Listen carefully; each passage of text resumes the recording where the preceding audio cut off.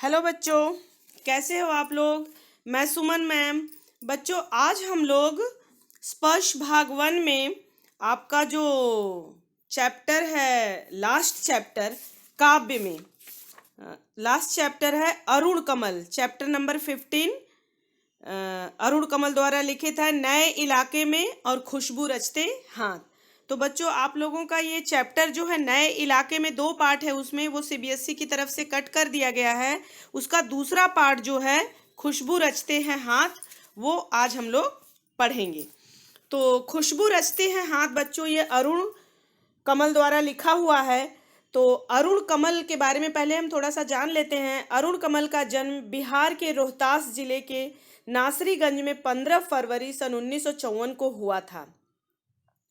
वे पटना विश्वविद्यालय में प्राध्यापक भी हैं। इन्हें अपनी कविताओं के लिए साहित्य अकादमी पुरस्कार सहित कई अन्य पुरस्कारों से भी सम्मानित किया गया है। इन्होंने कविता लेखन के अलावा कई पुस्तकों और रचनाओं का अनुवाद भी किया है। इनकी जो प्रमुख कृतियां हैं बच्चों, वो अपनी, केवल धार, सबूत, नए इलाके में, पुतली में संसार, कविता और समय। इनके अलावा अरुण कमल ने मायाकोव्स्की की आत्मकथा और जंगल बुक का हिंदी में और हिंदी के युवा कवियों की कविताओं का अंग्रेजी में अनुवाद किया है, जो वॉयसेज नाम से प्रकाशित हुआ है।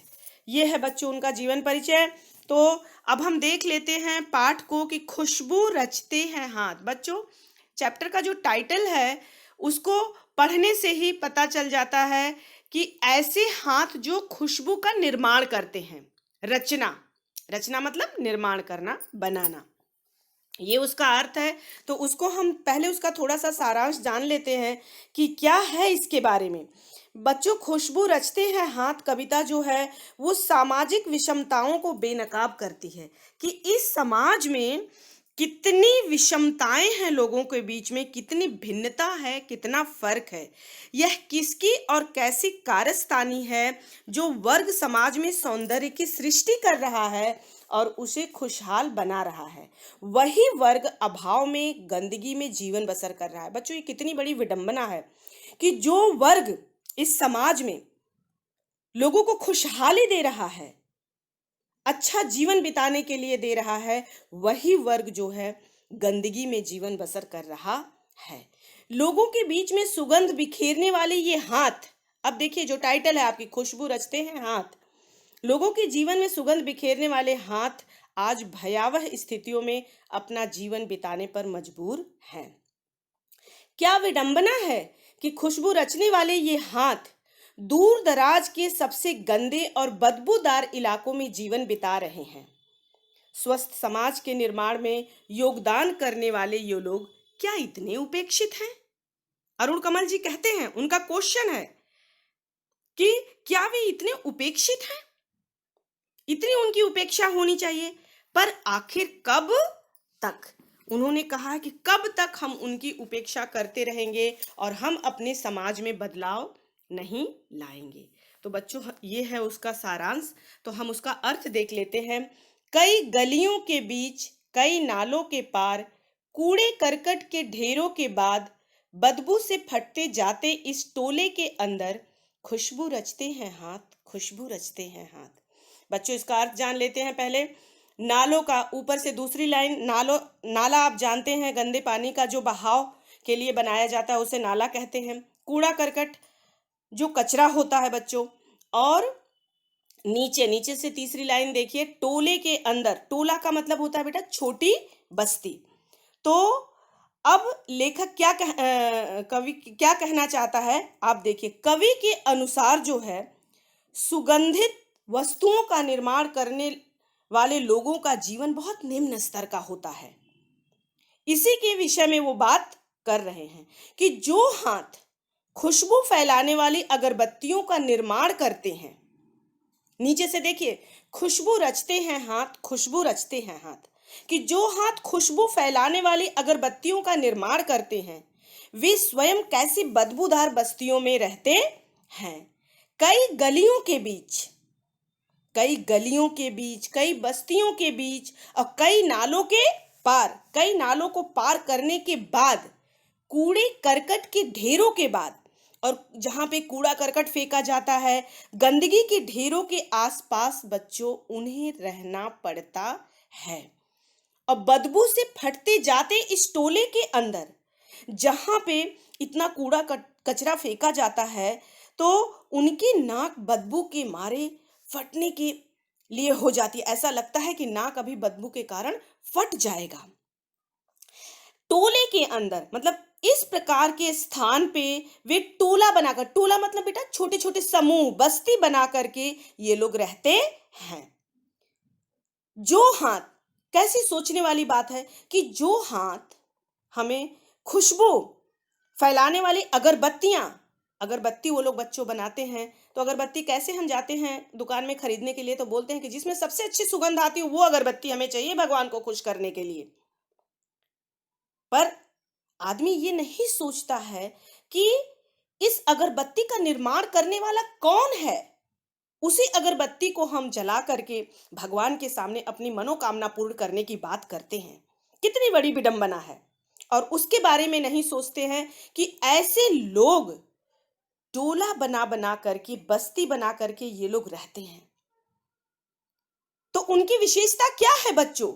उनमें, हम में और आप में उन फर्क क्या है कि स्वयं बदबूदार वातावरण में रहकर भी अपने हाथों से दूसरों के लिए सुगंधित अगरबत्तियां बनाते हैं, दूसरों के जीवन को सुविधाओं से भर देते हैं। सेकंड पैराग्राफ देखो बच्चों। उभरी उभरी नसों वाले हाथ, घिसे नाखूनों वाले हाथ, पीपल के पत्ते से नए नए हाथ, जूही की डाल से खुशबूदार हाथ, गंदे कटे पिटे हाथ, जख्म से फटे हुए हाथ, खुशबू रचते हैं हाथ, खुशबू रचते हैं हाथ। बच्चों अब आप उसका अर्थ देख लीजिए। जूही जो होता है बच्चों एक फूल का किस्म है, और जख्म का मतलब होता है घाव। तो इसमें जो है कवि ये कहना चाहता कि लोगों के जीवन में खुशबू बिखेरने वाले हाथ कितनी भयावह स्थिति में जीवन बिता रहे हैं। जीवन की इसी दशा का कवि ने यहाँ पे वर्णन किया है। उन्होंने कहा है कि जो मजदूर खुशबूदार अगरबत्तियां बनाते हैं और इस सारे संसार को खुशबू से महका देते हैं, उसमें अगरबत्तियां बनाने वाले बच्चों कैसे हैं? बुढ़े और बुढ़िया भी हैं। क्या है? उभरी नसों वाले हाथ। हाथ जो है उसमें जिनकी नसें उभर जाती हैं वो लोग कौन होते हैं? एजेड पर्सन होते हैं, जो बूढ़े और बुढ़िया होते हैं। आप अपने घर में दादी को देखते होंगे कि जब वो ज्यादा एज हो जाता है तो कैसे उनकी नसें उभर आती हैं। तो उसमें अगरबत्तियां बनाने वाले बूढ़े और बुढ़िया भी हैं। नसों वाले हाथ, जिनकी हाथों की नसें उभर चुकी हैं। और घिसे नाखूनों वाले हाथ, जिनके हाथों के नाखून काम करते करते घिस गए हैं। पीपल के पत्ते से नए नए हाथ। अगरबत्तियां बनाने वालों में बेटा पीपल का पत्ता कौन हो सकता है? कोमल जो पीपल का पत्ता होता है गुलाबी रंग का, नन्ही नन्ही बालिकाएं जिनके हाथ पीपल के पत्तों के समान कोमल है। पीपल के पत्ते से नए नए हाथ मतलब कि नन्हे नन्हे बालक और बालिकाएं भी हैं जिनके हाथ पीपल के पत्ते के समान कोमल है।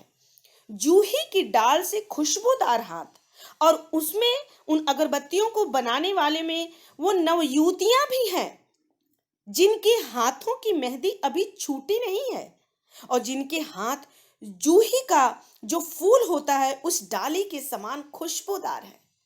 ऐसी नवयुवतियों के हाथ जिनके हाथों से ऐसा लगता है कि जूही के फूल की खुशबू आ रही है। गंदे कटे पिटे हाथ, जख्म से फटे हुए हाथ। इनमें कैसे बेटा जख्म हो गया है? काम की अधिकता के कारण, दिन रात उनको अपना पेट भरने के लिए जो काम करना पड़ता है उसके कारण गंदे हाथों वाले और कटे हाथों वाले हाथ किसके हैं बच्चों? मजदूर के। मजदूर के हाथ गंदे कटे पिटे और घावों से भरे हुए हैं। मतलब कहने का मतलब क्या है? उसमें मजदूर भी काम करने वाले हैं, बुढ़े और बुढ़िया भी हैं जिनकी नसें उभरी हुई हैं बच्चों, बालक और बालिकाएं हैं जिनके हाथ जो है पीपल के पत्ते के समान कोमल हैं, नवयुवतियां भी हैं जिनके हाथ जूही के फूल की डाली के समान खुशबूदार हैं। और काम की अधिकता के कारण गंदे हाथों वाले और कटे हाथों वाले, जिसमें घाव हो गए हैं, ऐसे हाथ मजदूर के भी हैं। और कैसे लोग, उनको जख्म कैसे हो गया है? अपनी मालिक से या अपने पति से या पिता की मार खाए हुए हाथ भी हैं। जो बच्चे गंदी बस्तियों में रहते हैं, उनके जो बच्चे ढेर सारे लोग रहते हैं, तो पैसा कमाने के लिए, पेट भरने के लिए उनको मार करके, उनकी शिक्षा से दूर करके उन्हें काम करने के लिए भेजा जाता है। उनके पेरेंट्स, माँ बाप बोलते हैं कि जाओ काम करो। तो ऐसे लोग मालिक, पति या पिता की मार खाए हुए हाथ भी हैं। कुछ मजदूर ऐसे भी हैं जिनके हाथों में घाव हो चुका है, जख्म से फटे हुए हाथ, फिर भी वो हमारे लिए काम किए जा रहे हैं। इतनी विपत्तियों के बावजूद भी ये काम करते चले जा रहे हैं। ये इतनी बड़ी विडंबना हमारे देश की है। थर्ड पैराग्राफ देखो बच्चों, यही इस गली में बनती हैं मुल्क की मशहूर अगरबत्तियां। इन्हीं गंदे मोहल्लों के गंदे लोग बनाते हैं कीवड़ा, गुलाब, खस और रात रानी अगरबत्तियां। दुनिया की सारी गंदगी के बीच दुनिया की सारी खुशबू रचते रहते हैं हाथ, खुशबू रचते रहते हैं हाथ, खुशबू रचते रहते हैं हाथ। बच्चों, इसका अर्थ देख लेते हैं पहले। ऊपर से दूसरी लाइन देखो, मुल्क का मतलब होता है बच्चों देश। केवड़ा जो है एक छोटा सा पेड़ होता है जिसके फूल बहुत खुशबूदार होते हैं। गुलाब आप जानते ही हैं। खस जो होता है बच्चों, खस को पोस्ता बोला जाता है। और रात रानी वो भी एक फूल का किस्म है। अब उसका अर्थ देख लेते हैं कि कवि कहता है कि देश की प्रसिद्ध अगरबत्तियां यही इस गली में बनती हैं। इस गंदी और तंग बदबूदार गली में बनती हैं। दूसरी लाइन का अर्थ देखो, मुल्क की मशहूर अगरबत्तियां, मतलब देश की प्रसिद्ध जो अगरबत्तियां, देश में जो बड़े ऊंचे ऊंचे हाई प्राइस में अगरबत्तियां मिलती हैं, पूरे मुल्क में, देश में, विदेश में जो भेजा जाता है, वो इसी गंदी और तंग और बदबूदार गली में बनती हैं। इन्हीं गंदे मोहल्लों के गंदे लोग, इन्हीं गंदे मोहल्लों में रहने वाले जो गंदे लोग हैं, टोला बना बना के जहां कचरा फेंका जाता है, वहां पे रहने वाले लोग क्या करते हैं? बनाते हैं केवड़ा, केवड़ा की सुगंध वाली अगरबत्ती, गुलाब की सुगंध वाली अगरबत्ती, खस मतलब पोस्ता, और रात रानी के सुगंध वाली महकती अगरबत्तियां वो बनाते हैं। दुनिया की सारी गंदगी के बीच दुनिया की सारी खुशबू रचते रहते हैं हाथ। बच्चों, यद्यपि वे खुद दुनिया भर की गंदगी के बीचों बीच रहकर जीते हैं। दुनिया की सारी गंदगी जहां पे कचरा फेंका जाता है, बॉम्बे वगैरह में देखिए, तो दुनिया की जो सारी गंदगी है दुनिया भर की, उसके बीचों बीच में रहते हुए दुनिया की सारी खुशबू रचते रहते हैं हाथ, तथापि अपने हाथों से दुनिया को महकाने वाली खुशबूदार अगरबत्तियां बनाते हैं। खुशबू रचते हैं हाथ, खुशबू रचते हैं हाथ। इस प्रकार वो स्वयं गंदे रहकर भी खुशबू बांटते हैं। यही श्रमिक खुशबू पैदा करते हैं, खुशबूदार अगरबत्तियां बनाते हैं और सुगंध बिखेरते हैं। बच्चों, ये हमारा चैप्टर यहाँ पे पूरा हुआ। आशा करती हूँ बच्चों कि आप लोगों को ये समझ में आ गया होगा। बच्चों, थोड़ा हम ये जान लेते हैं कि ये जो कविता है, लेखक का इसको लिखने का मुख्य उद्देश्य यह है कि हमारे समाज में एक सुंदरता की रचना करने वाले गरीब और उपेक्षित लोगों की ओर हमारा ध्यान आकर्षित करना है। लेखक का लिखने का सिर्फ यही कवि के लिखने का सिर्फ यही इरादा है कि हमारा ध्यान उनकी तरफ जाए, ताकि आम लोग इन गरीब मजदूरों के जीवन की वास्तविकता को जान ले और समाज में फैली विषमताओं तथा भेदभाव को मिटाने की कोशिश करें। मजदूरों और कारीगरों की जो दुर्दशा का चित्रण करना और लोगों में उनके लिए उद्गार की चेतना जगाना भी कवि का एक उद्देश्य है। कभी बच्चों अगरबत्तियां बनाने वाले कारीगरों का प्रदूषित वातावरण में रहना दिखाकर यह बताना चाहता है कि इनके जीवन स्तर को ऊंचा उठाने के लिए हम सबको मिलकर प्रयास करना चाहिए, ताकि इन्हें भी जीवन जीने के लिए स्वच्छ वातावरण मिल सके। बच्चों, अगर एक एक लोग ये कसम लें, ये शपथ लें कि नहीं, हमको जो लोग ये गंदगी के बीच में रहते हैं उन्हें अपने अर्न का कुछ हिस्सा जो है अपने कि उनको भी एजुकेशन के लिए हम प्रेरित करें, उनकी फीस भरें, तो हमारा समाज और भी आगे जा सकता है। बच्चों, आशा करती हूँ कि आप लोगों को ये चैप्टर समझ में आ गया होगा। धन्यवाद।